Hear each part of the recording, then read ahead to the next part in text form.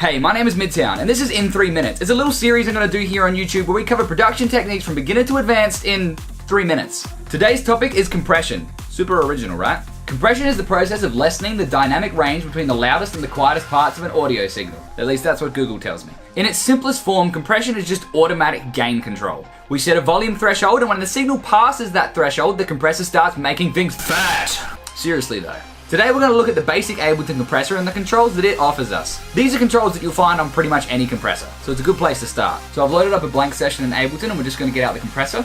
And one thing I love about the Ableton compressor is if you click this little button down here, it allows you to get a much better idea of what's going on. So let's have a look at some of the controls. First thing is the threshold. As mentioned before, the threshold is the compressor's trigger. When the signal comes in, it passes the threshold, the compressor begins to work on the sound, usually in the attempt to bring it back down under the threshold. Let's have a look at that.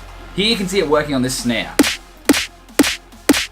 As we bring down the threshold, the compressor begins to attempt to try and bring that sound back underneath that threshold.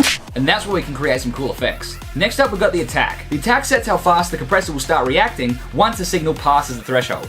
How fast it attacks the sound. A greater attack time will allow more signal past the threshold before the compressor attempts to bring it back down.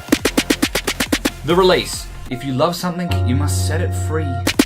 Once the sound drops below the threshold, the release time affects how long before the compressor stops gain reducing the sound. With all this talk about compressors doing work and affecting the sound, there must be something that controls how much work or how much effect the compressor has. The ratio. Now the ratio gets a little bit mathematical, so I've got to read off what I wrote on the script here. The ratio describes the relationship between the signal that exceeds the threshold and the percentage of that signal that we brought back beneath the threshold level.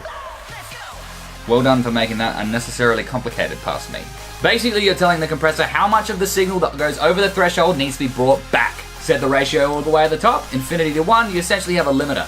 Bring it all the way back down, 1 to 2 to 1, and it's just going to try and massage the sound and not necessarily bring it right back underneath the threshold, but just bring it back a little bit closer.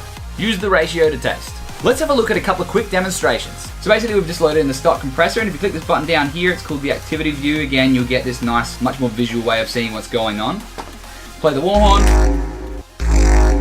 Sounds fantastic. But let's say we want to fatten it up. Now this is already a pretty fat sound, but if we bring up the ratio, which again is how much work the compressor is going to attempt to do on the sound that goes over the threshold, in other words, how much is going to get brought back beneath the threshold, we bring the ratio up, we up the attack, which again means more signal is going to go past that threshold before the compressor begins to do work, and finally back off the release a touch, just so that it doesn't create a sucking effect as the compressor quickly backs off of the sound.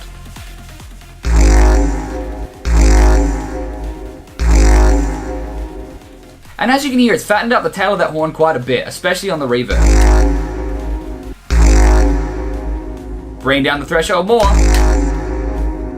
More reverb. Before. After.